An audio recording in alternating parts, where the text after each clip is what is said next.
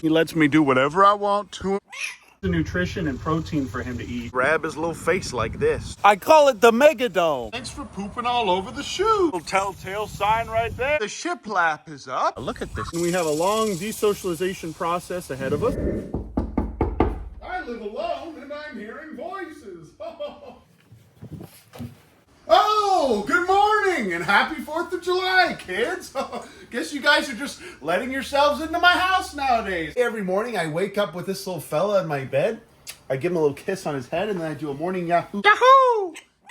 This man usually likes to stay in bed a lot longer than me. After that, I'll check on anything that's in here. We don't have any animals in the brooders right now, but we did get our very first wildlife rehab animals today. Oh, and you guys are probably wondering, oh, Uncle Ben, it's 4th of July. Why didn't you post yesterday? Oh, Uncle Ben, you missed a post yesterday. Why didn't you post yesterday? Well, I'll tell you guys. Oh, you guys are probably wondering, Uncle Ben, what could be such a big thing to make you miss a posting day? You know we need our fix of animal serotonin, Uncle Ben. Well, I'll show you, kids. Take a look at this. I got this bag full of dead mice and bananas. Oh, good morning, Patrick. Thanks for pooping all over the shoes. Look, guys, you see his little horns coming out? He's becoming a little man. He ate all the leaves he could reach on this melon plant. But come on, guys, I'll show you our new patients. But first, before we go, I need to find some eggs. We're going on an Easter egg hunt, but look at this, you guys. Old Uncle Ben went and bought 30 telephone poles. We're gonna build an even bigger version of this for a flight pen for raptors over there. You're probably wondering, Uncle Ben, what's all this bamboo and what's this big atrocity? Fools, this is a contraption for stealing catalytic converters from vehicles. Just kidding, guys. That was the old Uncle Ben, but take a look at this. This is a pre-release enclosure for foxes and all manner of other wildlife. It's fenced in really well at the top so nothing can get out of here. And these bamboo boys here will provide a natural visual barrier around the entire perimeter. This is also a great place for predator animals to learn how to hunt. I call it the megadome. Also, it can be a flight pen for small raptors. The pigeon lofts are doing really well. I let these guys free range now. Oh, a little bit of mistletoe.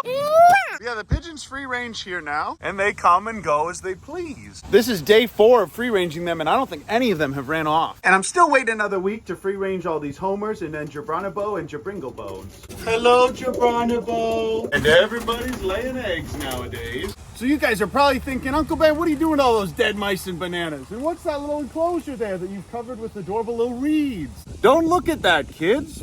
Don't pay attention to that at all. We need to go find some eggs. Come on, take a look at this. So there's no eggs in there, but there's probably some in this bus. But I know for a fact that chickens be laying eggs in my new house. Because I leave these doors open, I found at least 3 or 4 chicken eggs in here. So all of the shiplap is up. Take a look at this, you guys. Big Ounce and I put all these walls up all by ourselves. Only had to wait about 2 years for all of this, but it's finally coming together. But that's where the big flight pen is gonna be. Okay, guys, Big Ounce's subcontractors keep stealing all my eggs. Usually they're in this little corner here. Take a look at this bus, you guys. See, all these are nasty old rotten eggs. I won't be feeding them those. But here we have 3 adorable little fresh eggs. And one of them is blue.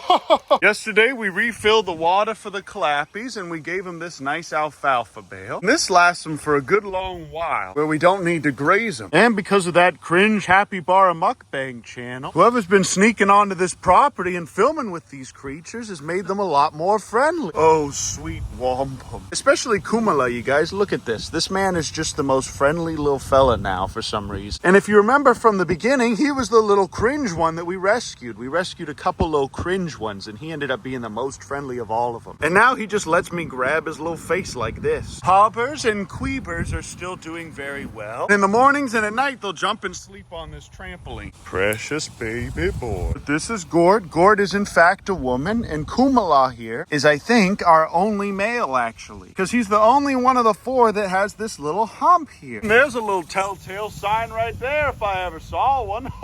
And I've never seen any of the other ones do that. Hey, pretty cool, huh? Don't forget to like the video or a seagull will get you. But look at this, you guys. They're all really friendly now. This one's even sniffing my bum. Oh, wait a minute. No, we don't. Yeah, we have 2 males. If that one's a boy, then this one's also a boy, because this is Kumala. Precious little little creatures. And these two precious little lovebirds are doing very well. And Billie Eyelash is now much closer friends with me than she was before. And she actually even lets me pet her now. Look at this, you guys. She never used to let me do that. The Geesertons are thriving, and this one's gonna look like his mother. Giving you guys a big update on everything right now, because it's been a little while since I showed you everything. And we've changed a lot, and we're doing a lot of construction out here. Homelander moment. Homelander is still my precious, adorable little baby boy. And he lets me do whatever I want to him per usual. I would argue that this is the friendliest ostrich west of the Mississippi. And if any of you guys would like to challenge me on that, I'll be accepting your video submissions online. Even when this man becomes a big cringe adult, of hormones, and tries to attack us, he's still gonna be my adorable little baby boy. But the pond and the fish in it are doing well. All those cichlids have settled in, and I'm feeding them the fish food over here. Oh, look, it's Queen. I moved the cringe rhea in here so that the land could heal. And I have the goats in here so that they can eat all the weed. But I'm only having these guys in here temporarily until we have the 100-foot flight pen built over here. This whole area is gonna be 100-foot by 20-foot by 16-foot high flight pen. That way we'll be equipped to take on any raptor that somebody brings us. It'll also double as another enclosure for other animals. Kevin's still cringe and loves to attack this specific type of fencing. But while he does that, I feed the rest of his family. You know what? He could totally break this if he wanted to. I'm gonna get him off that. Almost makes you miss the Austin place, doesn't it, guys? I have to refill these boys pretty often nowadays. But it's not as hard as it used to be because I've been lifting. Okay, fine, whatever. I'll show you guys what we got in here. I keep it locked up. Put this dang lock on here because I don't want the contractors to mess around with these things. Come on in if you had your rabies shots. You had your rabies shot? Oh, no, you haven't. Give me. But okay, guys, take a look at this. This is our temporary setup that meets the IWRC requirements for a litter of gray foxes. But somebody dropped off these 4 foxes for us. It's very clear that they did a lot of the job of the bottle raising and everything else themselves. Now, obviously, you need a wildlife rehabilitation permit, which we got last Monday, to take care of these adorable little creatures. But the folks that rescued them when they were orphaned were not wildlife rehabbers. And they bottle raised these guys themselves to the point where they're okay with being picked up by people. And when you bottle feed them, it's very hard to not let them imprint on you, but there's a lot of methods that you can use. But the folks that took care of these little babies did not do that. So now my job is to desocialize these guys, and it's going to start by not ever holding them like this or being cute with them. But we have until they are 8 to 10 months old to release them, and we have a long desocialization process ahead of us. We've already given these guys their shots and everything that they need, and we have to train them how to hunt live prey. And that's why we built this big enclosure. But I'll say one more time for the record, you guys, if you see a gray fox in the wild, do not pick it up. Do not try and pet it or cuddle it. Take it to a wildlife rehabber. These ones specifically are very friendly because they've been bottle raised and socialized by humans incorrectly. The only way we'll be able to get these guys to go back into the wild safely to where they can hunt and live on their own is to keep them together, minimize social contact with them. We're also doing a creature feature today, you guys. This is the gray fox. They're the only canine that can climb trees very, very well. They're common just about everywhere in the United States. And they're omnivores, but they eat mostly mice, rabbits, sometimes wild grapes, grasshoppers, bugs, sometimes fish, and they love eggs. Now, best practice for rehabbers is to actually not give them a little bowl to eat their food out of. And up until now, these guys have eaten only cat food and dog food, which isn't the best. So we're gonna start putting them on a more natural diet with these little frozen mice. And I'll be getting these guys a bunch of fruit later today. But I've got a lot of these little euthanized mice now because Gustavo just eats shrimp, and I'll show you guys some pictures of that. Today, I'm gonna be giving Gustavo his very first shrimpertons. Yeah, go ahead. Go ahead, go for my finger. Go for my finger, Gustavos. What do you think, Patrick? What do you think of this adorable little man? Oh, okay, here you go, here you go.